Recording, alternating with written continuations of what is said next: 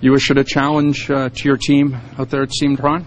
Yeah, we've got to compete harder and not compete when we're down 2-0. Compete from the start. Don't get going when the score is 5 or 6-1. Compete all the time and consistently. That's what we have to do if we're gonna if we want to be a competitive team. Jason was saying you can't just win puck battles in spurts. It's got to be consistent. Is that No, it does. It has to be consistent, and hey, you're going to lose puck battles, but what do you do after you've lost it? Do you get right back in there and try to get the puck back, or do you slough it off onto somebody else? And we need more individuals holding themselves. Like, I just lost that puck battle and want to get the puck back, or together with a teammate, figure out a way to get the puck back.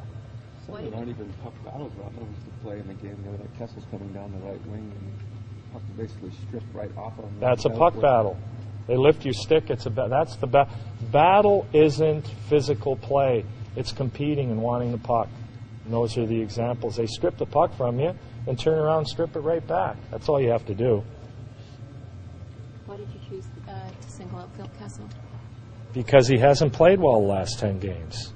And I can single out a bunch of guys, but he's our best player. And a lot of times that needs to be the message.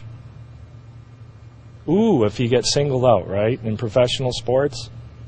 It's always a story, Actually, obviously. At the end of the day, you guys shouldn't even watch us practice. This is the only sport where the media will report what you said to a player on the field of battle. You can't do it in baseball, football, or basketball. How many basketball practices have you ever been to?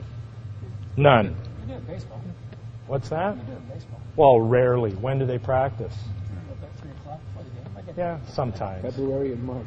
Well, you know what I'm talking about. How many football practices have you ever been to in the NFL? You can't get in. You know what we should do? We should have the same security for airports that they have in the NFL. There wouldn't be any issues. Can't get in to see an NFL practice. What I'm saying is when we're out here, and then everybody be running around. Somebody said this, somebody said that. This is our office, and it should be off limits. Basically, it should be. But you know that, so why do you do it here and not in there? Well, we do it here because I'm pissed off, okay? And regardless of who anyone is, a kick in the ass is always necessary. You do need a kick in the rump once in a while, and then we'll see how people respond. Can you pinpoint anything that specifically with the PK that seems to be struggling after giving up 3 goals last night? Well, it starts, as we talked about, puck battles and not being basically willing to sacrifice yourself to block a shot and little things like that, and that's occasionally creeps in, and it's not the way it happens every game, but then all of a sudden one night it all piles up on you like it did last night. Well, your last year in San Jose, your first in the league in penalty killing. Your 2 years here, obviously, right at the bottom. What isn't working for you? What doesn't work with this group that worked? Well, we've tried all different ways of killing penalties here. How we've gone up the ice, how we don't go up the ice, what we try to do in the neutral zone. There's all different kinds of systems, and we just haven't been able to put together a consistent run and of exactly what we're going to do, getting everybody on the same page. It works sometimes for 2 or 3 weeks, and then we have a game last night where everything goes wrong in a penalty kill. So we have to just, it's a process we're going through, and we're trying to figure it out. You mentioned on the ice the 2-0s and how many 2-0 deaths. And a lot of those, I would say, off the top of my head, a lot of those have come, at least one of those 2 goals has been a power play goal. Could be, but generally not. I don't know how many, 20-some times, half of our games were down 2-0. A lot of times in the first 10 minutes of the game. And we've got to find a way to overcome that by being a lot more aggressive and not waiting to see what the other team does. And your update on Komisarek and Gunnarsson, how far off are they, do you think? I'm not sure about Komisarek. I'm hoping that on the next road trip that Gunnarsson will be ready to play. Is it a question now of identifying who best should be killing penalties to work in that system or whatever you're trying to do? Yeah, exactly. And where are you with that? Well, we've gone through a whole number of guys, and some guys I'm very comfortable with, and some guys I'm not. Ian White's got a few goals against Heller. Does that speak to getting traffic in front of him that the defenseman would have a little success against him?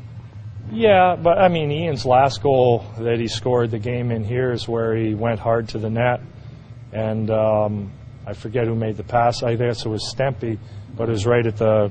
But he went hard to the net. What we have to do is, first of all, have traffic so that a point man does get a good screenshot, or somebody's driving and stopping in front of the net. And both of our goals against them the last time in here, that's exactly what we did. We had traffic, we had people driving to the front of the net and stopping there. When Stahlberg, for example, scored his goal and it went off the defenseman's skate, Colton Orr had driven right to the doorstep